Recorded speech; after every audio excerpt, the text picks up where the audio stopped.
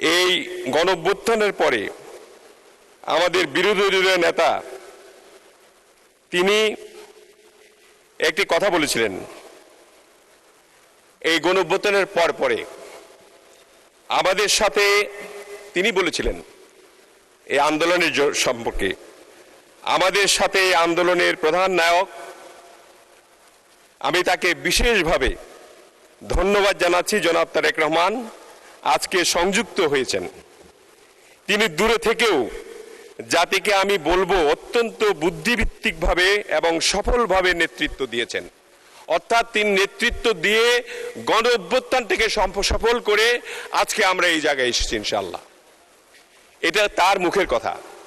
কাজে আজকে যে এই বড় ধরনের যে বাজেট নিয়ে আপনারা চিন্তিত রয়েছেন, আমাদের মাননীয় বিরোধী দলীয় নেতৃবৃন্দ, আপনারা এই চিন্তার কোনো কারণ নাই।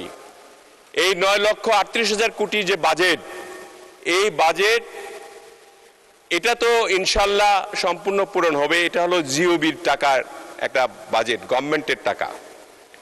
এই টাকা এটা আয় ব্যয়ের সঙ্গে একটা হিসাব করে করা হয়, কিন্তু এর পরেও কিন্তু প্রচুর উন্নয়ন হবে দেশে।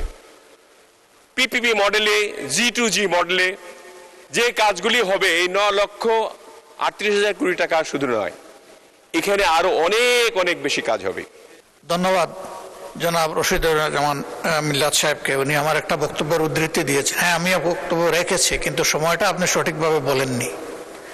এই সময়টা ছিল 24 এপ্রিল মাস, আর পরিবর্তনটা হয়েছে 24 আগস্টের 5 তারিখ। আগস্টের 5 তারিখের পরে আমার এই বক্তব্য না। ওই সময় যাদের নেতৃত্বে এই অভ্যুত্থান সফল হয়েছে, আমার মনে হয় আমরা সবাই অন্তর থেকে তাদেরকে সম্মান করি, ভালোবাসি। তাদের এই জায়গাটা ঠিক রাখতে হবে।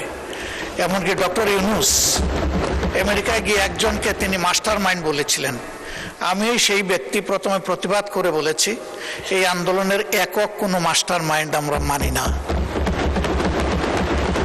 আমাদের যুব সমাজকে এর কৃতিত্ব দিতে চাই, আর মাস্টার মাইন্ড হচ্ছে বাংলাদেশের 18 কোটি মানুষ। ধন্যবাদ আপনাকে।